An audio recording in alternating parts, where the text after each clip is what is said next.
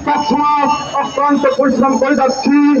আমি প্রশাসনের দৃষ্টি আকর্ষণ করে বলতে চাই, সম্মানিত সুধীবৃন্দ, আমরা কিন্তু বাংলাদেশের মধ্যে সবচেয়ে বড় সমাজ শিক্ষক সমাজ, বাংলাদেশের মধ্যে সবচেয়ে বড় পরিবার শিক্ষা পরিবার। আমরা শিক্ষকরা কিন্তু অত্যন্ত ব্যস্ত।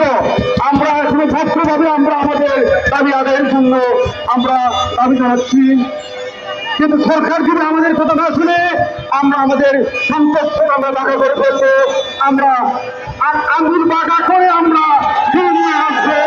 আমরা আপনাদের পাশে রয়েছি।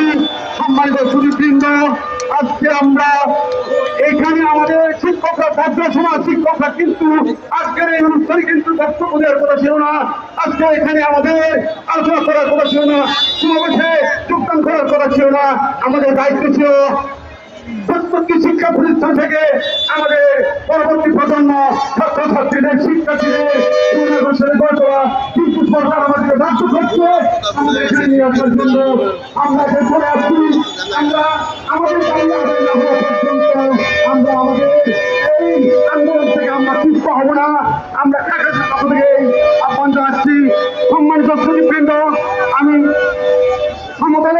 সমদলের সকল সত্যবাদী শিক্ষকদের দৃষ্টি আকর্ষণ করে বলতে চাই, সরকার শুধু এই সারা বাংলাদেশে শুধু এই বৈষম্য রাখেনি।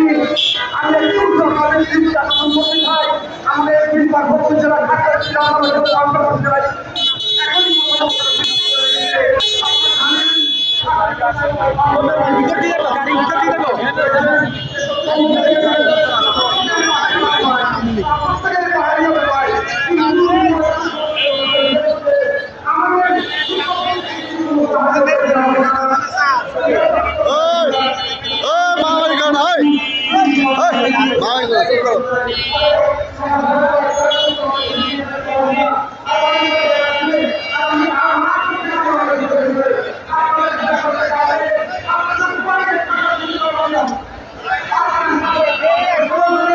সবগুলো আউলে গেছে।